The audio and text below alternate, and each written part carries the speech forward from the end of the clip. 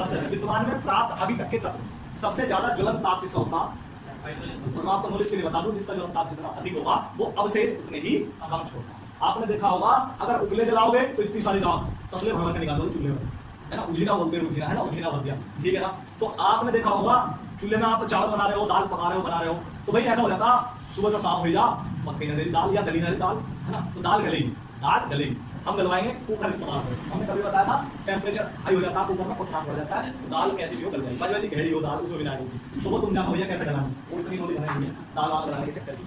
चलो वो तुम गलाओ कैसे गलनी। तो मैंने बताया कि हाइड्रोजन क्या है, ज्वलन ताप सबसे अधिक होता अवशेष की सबसे, तो प्रकृति का सबसे अच्छा एक ईंधन माना जाता है कौन सा, हाइड्रोजन। चलो ये हीलियम क्या है, हीलियम आपको नॉलेज के लिए बता दूं, हीलियम क्या है, अकेले गैस क्या है, अब ये अकेले गैस क्या होती है, प्रश्न उठेगा नहीं मन में। जी हाँ बिल्कुल, अकेले गैस जो है वे गैस नाम से ही इनके कंफर्म हो गया है कि अकेले गैस जो किसी के साथ क्रिया समझते हैं, अकेले गैस कराते हैं। अब हीलियम का प्रयोग आपको बताओ, गोताखोर भी करते हैं ना, और हवाई जहाज के टायरों में पहले जो इस्तेमाल होती थी क्या होती थी, नाइट्रोजन, क्या है, लेकिन नाइट्रोजन कभी कभी जल जाती है, क्या जल जाती है, जो ताप कभी देखा होता है के कारण पहिए लैंड करते हैं उसके तो जल जाती है, तो इसका प्रयोग आप देखो मेरे बच्चों को दुकान में, कारण क्या है, ये वायु से भी हल्की गैस है, क्यों, इसका घनत्व जो है वायु के घनत्व से भी क्या होता है, समझ के बात। ये हीलियम एक नॉलेज का बूट बता दूं ना, एक गैस आती है रेडॉन, क्या कौन सी, रेडॉन गैस।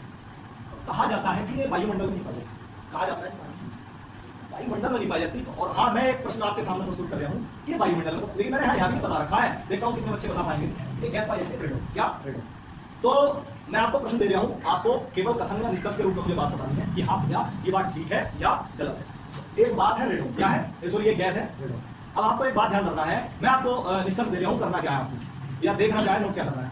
आपने देखा होगा जब आंधी या तूफान आना होता तो धुंध सी हो जाती है, आने से पहले होती धुंध।